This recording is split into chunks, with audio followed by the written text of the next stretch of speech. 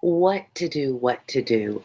Over this corona time, as you know, if you've followed me, I've tried to stay really positive and optimistic. So one of the things I've done is develop a hobby because I'm home a lot more and I found myself playing way too much Candy Crush. A friend of mine, shout out Jill, um, is crocheting. Like she made these amazing little Thanksgiving pumpkins. Hey, Siddharth. Now she's made this poncho. She's moving on to an Afghan, which is a blanket. Yay! I'm glad you're here to join me, Siddharth. Well, she got me inspired to knit, which here's my little project. It's going to be a scarf because when you start off, you've got to learn. And there's something called knitting and purling. So I knit 2 rows and I purl 2 rows. And I know this is like very much, I'm officially a grandma with knitting, but it's really relaxing. It keeps me, it's really been good for mental health. So my next question on my community portion of the polls is what are you doing? It is really colorful. I think it's like neutral enough that you could wear it with anything, but it's got some fun. It's real nubby. I like the feel of it. Fareed, thank you for that. But, what are you doing to learn something? See, it's a grandma thing, right, Siddharth? I am a grandmother, so I'm officially doing grandmothery things, but it's cool and it's fun and I enjoy it. So what are you doing that's cool and fun and that you enjoy that gets you away from staring at the screen? Because my eyes were really getting tired from staring at the screen. Siddharth, I've been lucky to do the consistent uploads. 2 things to remember. One, I really like the book. So you guys can always know when I really like a book, I come back wanting to read. And two, um, my new job is getting a little bit more manageable. So I'm not as burned out at the end of the day. And with the holidays, I have a little bit more time. And I'm trying, I've been doing a lot of mental well being activities like meditation, prayer, whatever you want to call it. Um, Things like knitting, searching for self help things. And I think that's helped me not be so energetically drained because I have to have a lot of energy to come on to read. So thanks for noticing. I appreciate it. Siddharth, you need to put our Discord link because we want to. I had somebody write to me, Terry O'Malley. She said, would you get in touch with me? And then she took away her comment. So I don't know how to get in touch with her, but you guys can reach me at Discord, at Instagram, Best Tutor Friend. And I even think my personal Gmail is on here too. Other real quick thing, I just finished the chapter before a few minutes. Oh, okay. So you're caught up too, Fareed. Last night was my daughter's 24th. It's my baby daughter, 24th birthday. No wonder I'm knitting. I am old. 24th birthday. And her siblings gave her a cameo. Do you know what that is? So thank you, Siddharth. I will tell her. They paid money to have a YouTuber that she loves give her a personalized birthday greeting. Oh, Siddharth, my granddaughter's birthday is today. My daughter's birthday is today. And now your dad. He's a Sagittarius. Ooh, God bless you on that. But I love my Sagittarius. Sorry, my neighbor is souping up his muscle car. If you hear that, he does it in the morning. It smells terrible now. It's awful, that gas smell. 2 days. Is she also a Sagittarius?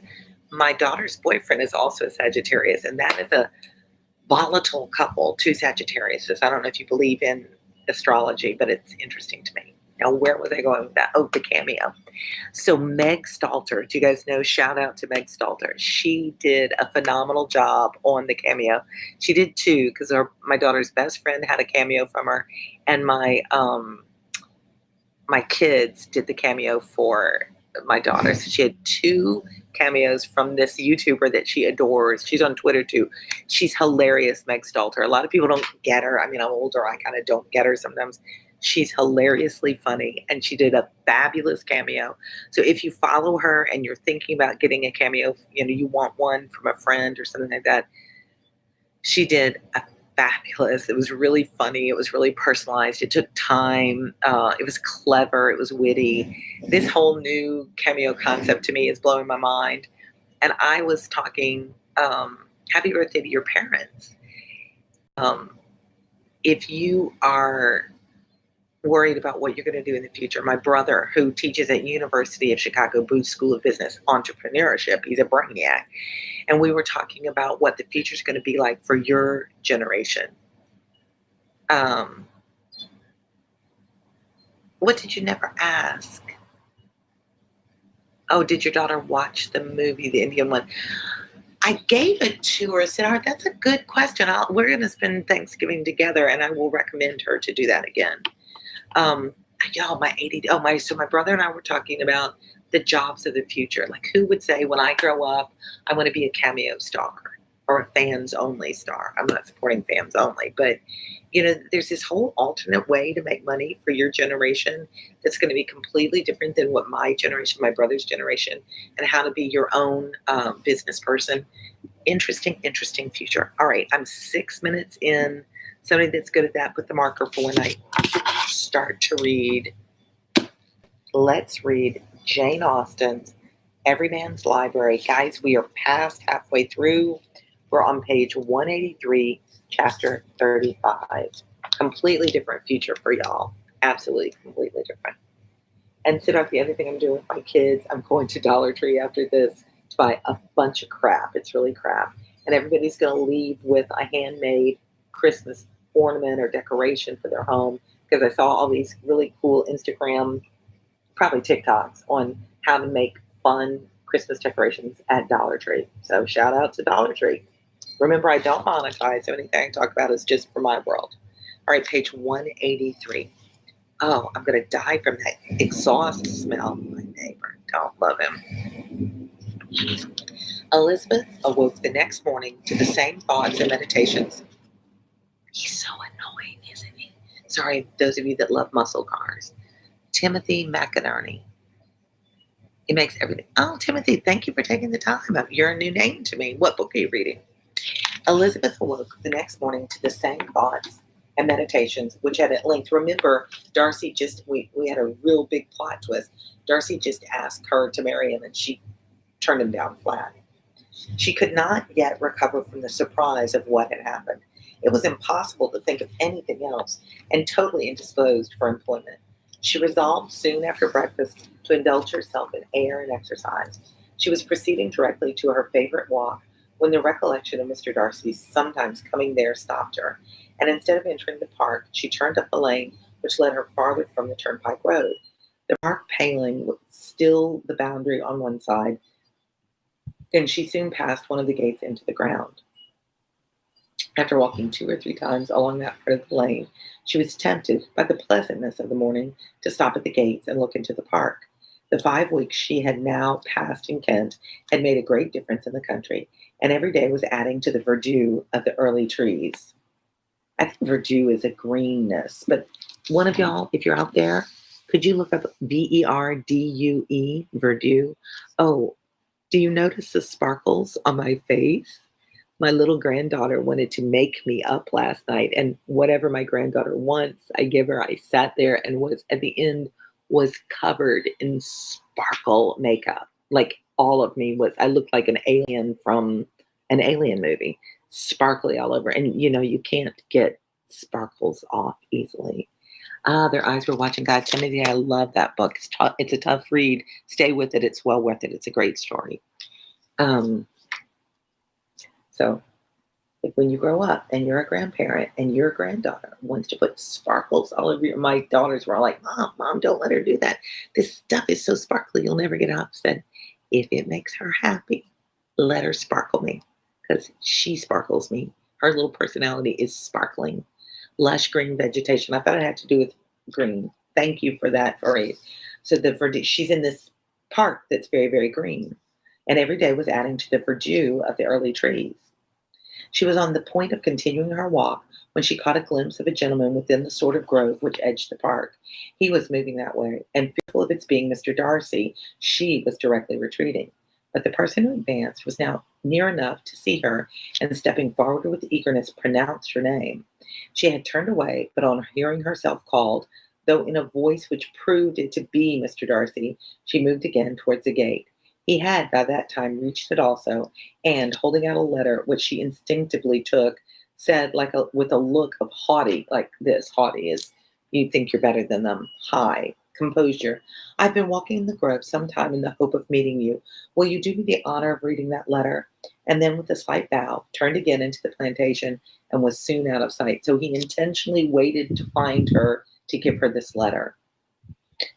With no expectation of pleasure, but with the strongest curiosity, Elizabeth opened the letter and, to her still increasing wonder, perceived an envelope containing 2 sheets of letter paper written quite through in very close hand. So she found inside 2 pages of filled up tiny handwriting, like he had a lot to say.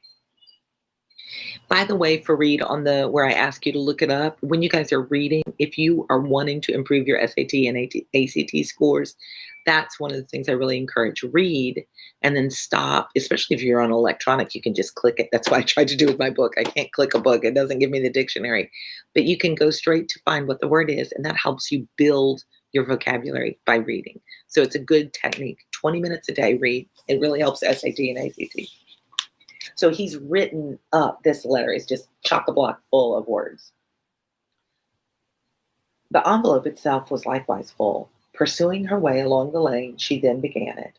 It was dated from Rosings at 8 o'clock in the morning and was as followed. So here is the letter.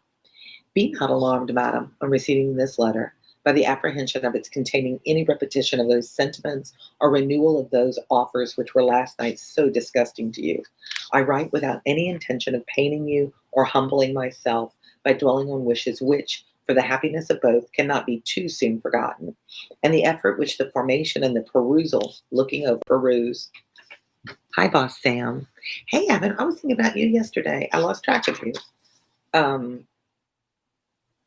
Perusal. I can't find perusal now.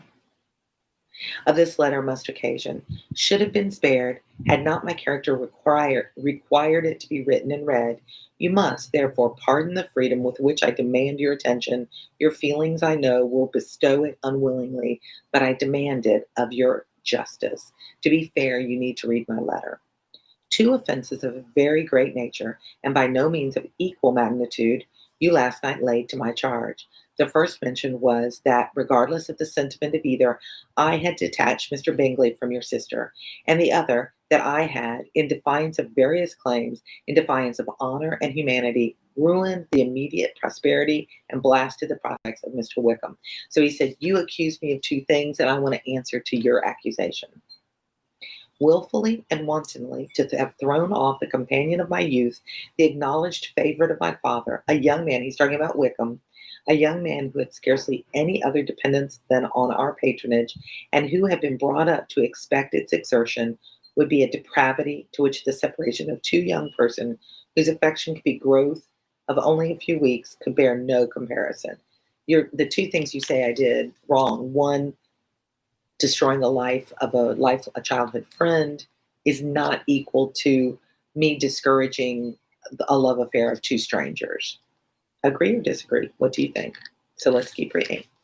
But from the severity of that blame which was last night so liberally bestowed respecting each circumstance, I shall hope to be in future secured when the following account of my actions and their motives has been read. If in the explanation of them which is due to myself, I am under the necessity of relating feelings which may be offensive to yours, I can only say that I'm sorry. The necessity must be obeyed. And I have to defend my name. Goes back to the Crucible, defense of your name. Notice the theme in literature, the importance of the individual. That you'll see throughout. Where is community more important than individual? And that is a conflict. Man versus society versus man versus self. So he's like, you've wronged me and I need to set the record straight because my name matters to me. I'm not saying this that you'll marry me or to convince you, but because it's wrong and I want justice. I had not been long in Hertfordshire, that's where she's from, before I saw, in common with others, that Bingley preferred your eldest sister to any other young woman in the country. But it was not till the evening of the dance at Netherfield that I had any apprehension of his feeling a serious attachment. I had often seen him in love before. So like Romeo and Juliet, like Romeo, he just loved the idea of love and loved women. So he had seen this before. At that ball, while I had the honor of dancing with you, I was first made acquainted by Sir William Lucas's accidental information that Bingley's attentions to your sister have given rise to a general expectation of their marriage. He spoke of it as a certain event of which the time alone could be undecided. From that moment, um, from that moment, I observed my friend's behavior attentively, and I could then perceive that his partiality for Miss Bennet was beyond what I had ever witnessed in him. Your sister I also watched. Her look and manners were open, cheerful, and engaging as ever, but without any symptom of peculiar regard. And I remained convinced from the evening's scrutiny that though she received his intentions with pleasure, she did not invite them by any participation of sentiment. If you have not been mistaken here, I must have been in error. Your superior knowledge of your sister must make the latter probable. If it be so, if I have been misled by such error to inflict pain on her, your resentment has not been unreasonable. But I shall not scruple to assert that the serenity of your sister's countenance and air was such as might have given the most acute observer a conviction that, however amiable her temper, her heart was not likely to be easily touched. That I was desirous of believing her indifferent is certain, but I will venture to say that my investigations and decisions are not usually influenced by my hopes or fears. I did not believe her to be indifferent because I wished it. I believed it on impartial conviction, as truly as I wished it in reason. My objections to the marriage were not merely those which I last night acknowledged to have required the utmost force of passion to put aside. In my own case, the want of connection could not be so great an evil to my friend as to me, but there were other causes of repugnance, causes which, though still existing, and existing to an equal degree in both instances, I had myself endeavored to forget because they were not immediately before me. Huh, that was a long the wind chime, that's my neighbors. It's it's supposed to rain today. Fareed, I like wind chimes too. So that very complex passage, he's saying, I did discourage them from getting married because I saw that my friend was truly in love. I'd seen him flirt many times, but now he was truly in love. And it just didn't seem like your sister returned that sort of passion. And with all the problems of the families, I discouraged it because I didn't want my friend to be heartbroken. I was trying to protect him. So, did you get that out of that very long passage, or did you need somebody to help you kind of decipher it? A lot of language there, and it's easy to get lost in all the language. I tended to learn to talk that way because I read so much romance literature, and my very clear friends will tell me, just speak directly, Rachel. Just spit it out. Just say what you need to say. Becky, shout out. Sound familiar? So if you get lost in all that language, think in terms of how you can, get to the meat of what they're trying to say. And he's going to go on and give other reasons. These causes must be stated, though briefly. The situation of your mother's family, though objectionable, was nothing in comparison of that total want of propriety so frequently, so almost uniformly betrayed by herself, by your three younger sisters, and occasionally even by your father. Pardon me. It pains me to offend you. He said, your family's a little tacky. And for my friend Bingley, if she doesn't truly love him, for him to be embarrassed that way, I had to look out for him. God, what does that feel like to hear your family's an embarrassment? I think that's probably when people are around my family. We are a crazy family. I'm sure it's tough to bring your boyfriends into our family or your girlfriends into our family because their mother is a little cray cray, So that's what he's saying. But amidst your concern for the defects of your nearest relations and your displeasure at this representation of them, let it give you consolation to consider that you have conducted yourselves so as to avoid any share of the like censure. Censure is like to be censured is to be corrected. Is praise no less generally bestowed on you and your eldest sister? Like you two don't behave like they do, but you have to admit your mom, your dad, and your sisters are a little out there. I will openly say farther that from what passed that evening, my opinion of all parties was confirmed, and every inducement heightened which could have led me before to preserve my friend for what I esteemed a most unhappy connection. He left Netherfield for London on the day following, as you, I am certain, remember, with the design of soon returning. The part which I acted is now to be explained. His sister's uneasiness had been equally excited with my own. Our coincidence of feeling was soon discovered, and alike sensible that no time was to be lost in detaching their brother. We shortly resolved on joining him directly in London. We accordingly went, and there I readily engaged in the office of pointing out to my friend the certain evils of such a choice. I described and enforced them earnestly. So they planned together, the sisters and Darcy, to split them up. But however this remonstrance might have staggered or delayed his determination, I do not suppose that it would ultimately have prevented the marriage had it not been seconded by the assurance which I hesitated not in giving of your sister's indifference. He had before believed her to return his affection with sincere, if not with equal regard. But Bingley has great natural modesty, with a strong dependence on my judgment more than on his own. To convince him, therefore, that he had deceived himself was no very difficult point. To persuade him against returning into Hertfordshire when that conviction had been given was scarcely the work of a moment. I cannot blame myself for having done thus much. There is not but one part of my conduct in the whole affair on which I do not reflect with satisfaction. It is that I condescended to adopt measures of art so far as to conceal from him your sister's being in town. I knew it myself, as it was known to Miss Bingley, but her brother is yet ignorant of it. That they might have met without ill consequence is perhaps probable.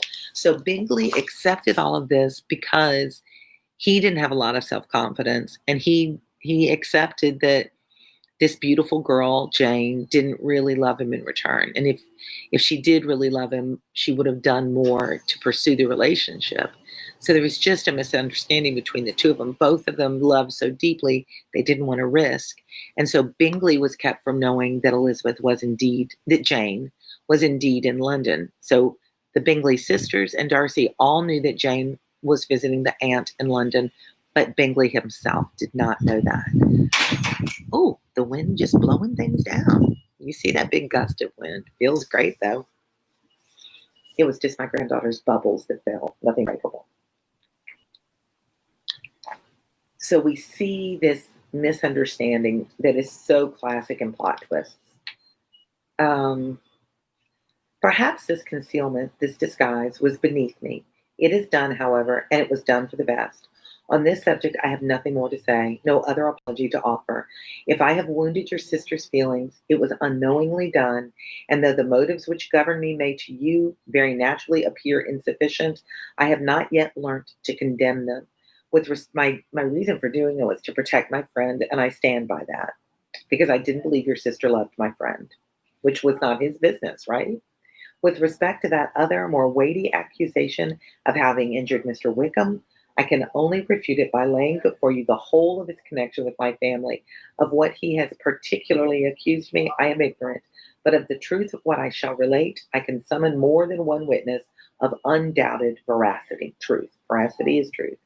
Mr. Wickham is the son of a very respectable man who had for many years the management of all the Pemberley estates, and whose good conduct in the discharge of his trust naturally inclined my father to be of service to him, and on George Wickham, who was his godson, his kindness was therefore liberally bestowed. Indeed, my father loved George Wickham. My father supported him at school and afterwards at Cambridge, most important university, most important assistance as his own father, always poor from the extravagance of his wife, would have been unable to give him a gentleman's education. My father was not only fond of this young man's society, whose manners were always engaging, he had also the highest opinion of him, and hoping the church would be his profession, intended to provide for him in it. As for myself, it is many, many years since I first began to think of him in a very different manner. The vicious propensities, the want of principle, which he was careful to guard from the knowledge of his best friend, could not escape the observation of a young man of nearly the same age with himself, and who had opportunities of seeing him in unguarded moments, which Mr. Darcy could not have. Okay, so isn't where you're sitting indoor. It's a screened porch. This is screening. I don't know if you can see it when I put my hand up. It keeps the mosquitoes out because in Louisiana, it's not glass, it's screen. So it's an outdoor area because Louisiana is it just doesn't get cold here very much. So I created this space as an indoor outdoor. If I put glass, then I would have had to um, bring an air conditioner out to it. And this house is hard enough to keep cool. So it's just a screened porch. And I redid this recently, and I live out here all the time. I'm here, I'd say 75% of the day. I've got a gas grill over on the other end, little table where I've got backgammon set up to play backgammon, conversational chairs here, my comfy chair where I work from when I am working from home. And it's just my backyard is not very finished. My granddaughter's swimming pool there in the corner. Not much. I'm not very much of a gardener, but you hear the wind chime, you hear the birds, you see the squirrels. Hey, Kelly, I bet you're not sitting outside today in Canada. You hear the squirrels, you feel the wind. It's just a really pleasant place to endure COVID. So as much as you can be outside, I really encourage people to be outside. So back to what we're saying about the explanation of Wickham.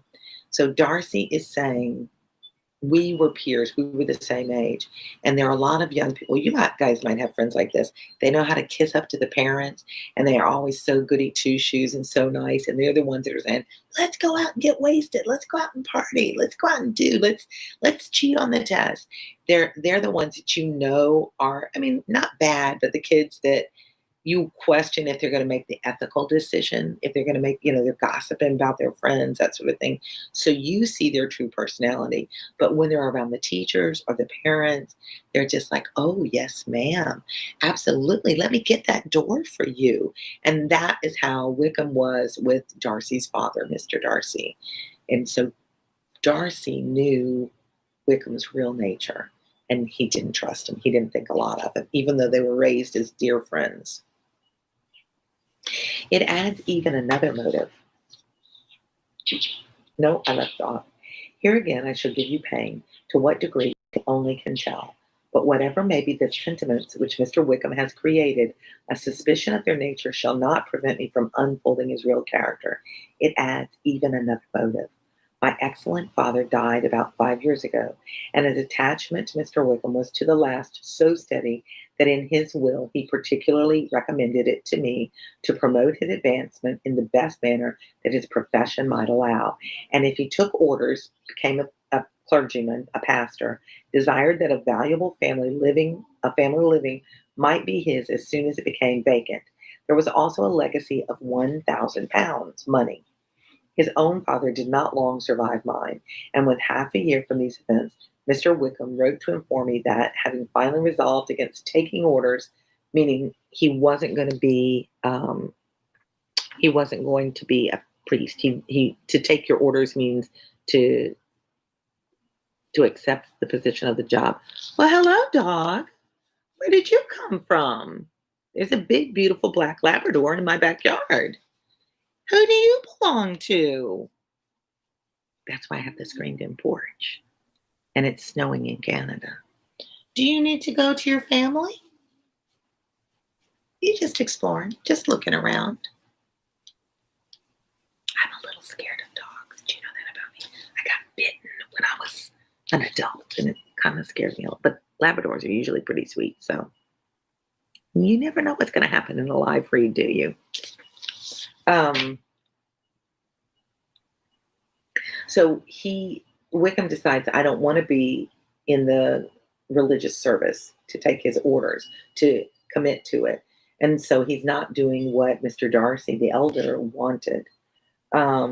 He said, he wrote to Darcy, saying, I'm not going to do it. He hoped I should not think it unreasonable for him to expect some more immediate pecuniary advantage in lieu of the preferment, by which he could not be benefited. He said, you could still pay me. He had some intention, he added, of studying the law, and I must be aware that the interest of £1,000 would be a very insufficient support therein. I rather wished than believed him to be sincere, but at any rate was perfectly ready to accede to his proposal. So he says, I'm going to study law. The $1,000 is not enough. Give me more money. And Darcy's like, okay, I'll consider that. The business was therefore soon settled. He resigned all claim to assistance in the church, Were it possible that he could ever be in a situation to receive it and accept it in return £3,000? So he gave him not 1,000, but £3,000 to go study the law. All connection between us seemed now resolved. I thought too ill of him to invite him to Pemberley or admit his society in town. In town, I believe he chiefly lived, but his studying the law was a mere pretense, and being now free from all restraint, his life was a life of idleness and dissipation. For about 3 years, I heard a little of him, but on the decease of the incumbent of the living which had been designed for him, he applied to me again by letter for the presentation. When he ran out of money, Darcy heard from him again 3 years later. His circumstances, he assured me, and I had no difficulty in believing it, were exceedingly bad. He had found the law a most unprofitable study and was now absolutely resolved on being ordained. Oh, that was not what I want. I want to go back to being a priest again, or a preacher. 190 for read. And if you're in the same book as I am, about here, about a fourth of the page down.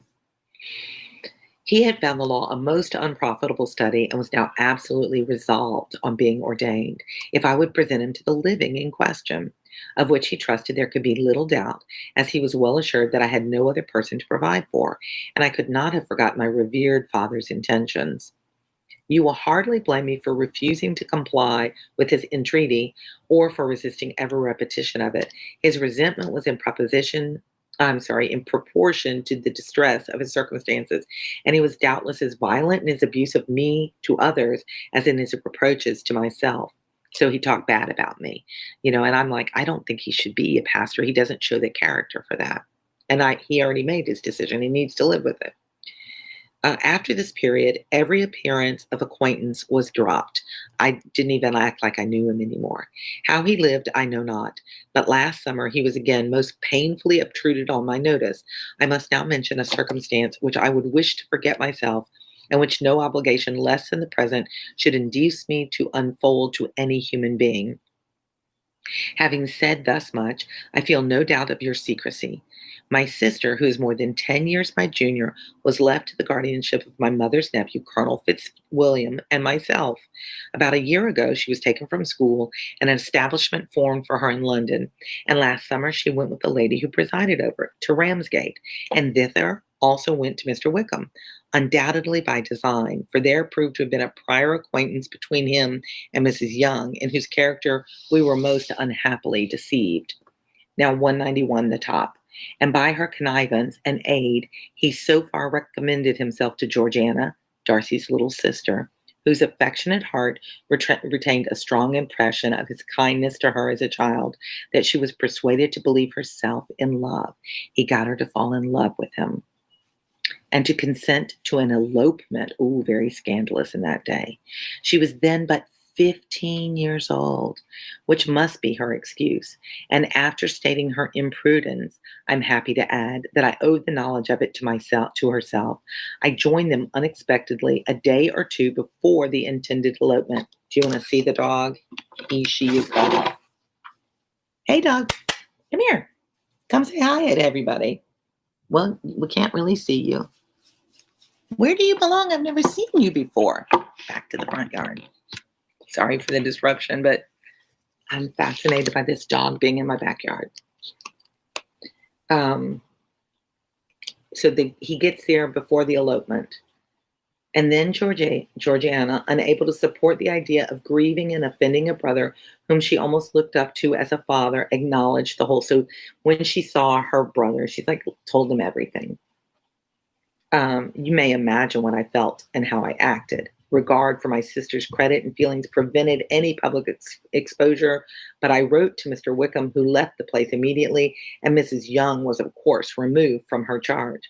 Mr. Wickham's chief object was unquestionably my sister's fortune, which is £30,000, but I cannot help supposing that the hope of revenging himself on me was a strong inducement. So he wanted the money, he wanted to hurt me. His revenge would have been complete indeed. This, madam, is a faithful narrative of every event in which we have been concerned together. And if you do not absolutely reject it as false, you will, I hope, acquit me henceforth of cruelty towards Mr. Wickham. I know not in what manner, under what form of falsehood he has imposed on you, but his success is not perhaps to be wondered at. Ignorant as you previously were of everything concerning either, detection could not be in your power, and suspicion certainly not your inclination. You may possibly wonder why all this was not told to you last night, but I was not then master enough of myself to know what could or ought to be revealed.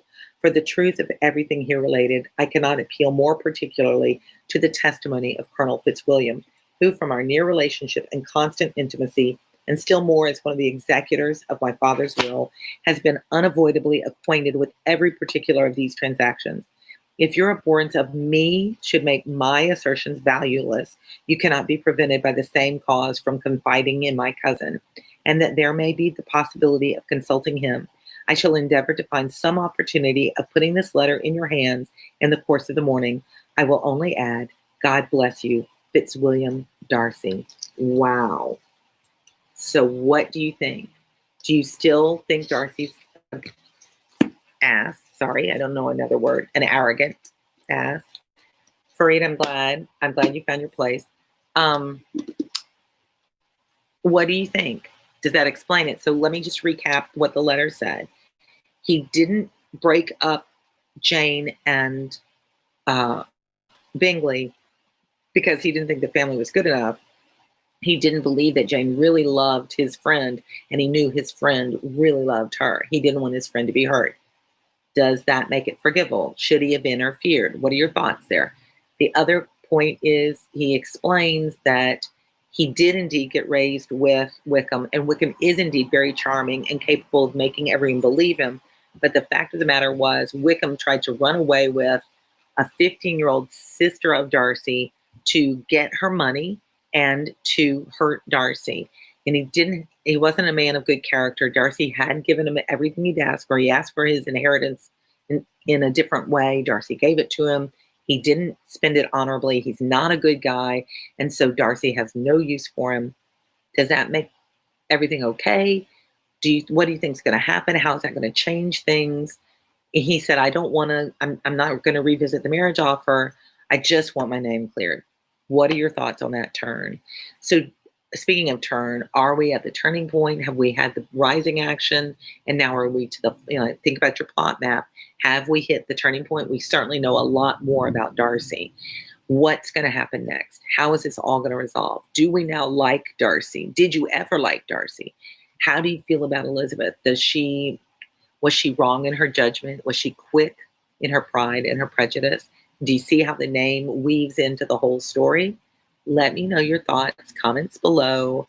And it is 37 minutes in, but that's about right because I talked for about 5 minutes at the beginning. I encourage you to get the book so you can annotate for it. I'm glad you grabbed that book and read along with me. Today is Wednesday before Thanksgiving. So I'm going to head out to Dollar Tree to go on my well, I don't know. It's raining. I hate to get out in the rain. But I think it'll be fun if we're up in the woods and there's no internet. I think we're going to play some games tomorrow. It's just my kids and I. My dad's not coming. And their partners.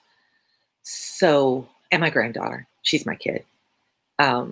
We're going to have our meal and play some games and be outside. It's supposed to rain, but that's okay. We've got a screened porch like here. It's very Louisiana, Fareed. We have lots of screened porches down here. So let me know what you're doing for Thanksgiving. Let me know what fun hobbies you've picked up. I'll get back to my knitting. I'll take it with me. And keep reaching out to me, communicating. Subscribe if you haven't. I don't know. I mean, we're just slowly trying to get to 11,000. But I mean, the next big mark would be, I guess, 20,000. And who knows if we'll ever get to that number. That seems insurmountable. But when I started begging at 50 to get to 100, I never thought I'd get to 100. So here we are at 10,000. I wish you a wonderful Thanksgiving. And no matter what you're going through, I hope you can find something to be thankful for and to know that I've lived long enough to encourage you that when it is the worst, somehow things get better. And we might not always understand why things happen the way they happen. Like we may be really discouraged at this holiday season and be like, this is a bummer year. This year sucks. But time moves on and time changes things. And your mental attitude is is what it's all about. Take time to reflect and be aware of the breath that's in your body, that you are alive, that there is, even in the rain, there's beautiful weather and there's the breeze that's blowing. And you never know, a dog may come across your path and cheer up your day and give you a message. I want to shout out my ring. Isn't this a cool little ring? One of my students' my student's mother has a jewelry business and they gave this to me one year. It's a Jewish wedding ring, is what I understand. Um, I just love it. I always imagine a little story of little couple inside the little temple. I don't know what this is. I don't know enough about the history, but she designed it and crafted it. It's out of sterling silver. And I will see if I can find the link to her jewelry store and put it down there if anybody's interested, because she makes amazing earrings and all kinds of jewelry. Um, I love Dollar Tree. I haven't been in forever. Happy birthday to you. Happy birthday. My birthday daughter's here. Happy birthday, dear Reenie. Can't wait to see you. Do you want to go to Dollar Tree with me to get the goodies? Because we're going to have some fun in the woods tomorrow. I love you, baby. Happy birthday. And I love the rest of you guys. Keep reading, and I'll read to you next time. Call me, Reenie.